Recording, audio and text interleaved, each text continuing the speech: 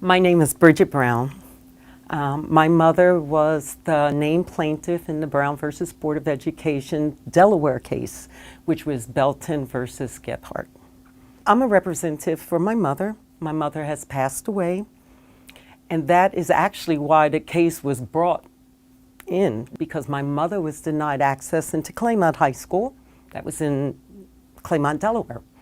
And she had a congenital heart defect. And so my grandmom's like, why does my daughter have to walk past the high school that we're actually paying our taxes, because they owned the house. So they're paying the taxes to build the new school that was beautiful, actually, ahead of its time. But my mom still had to walk past, and a lot of others did too, and go to Howard High School. That was the school in that area.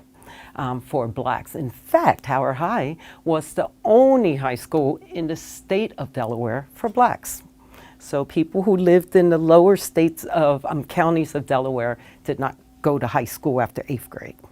And so when my grandmother had told them that, can my daughter go because of her health, they still denied her.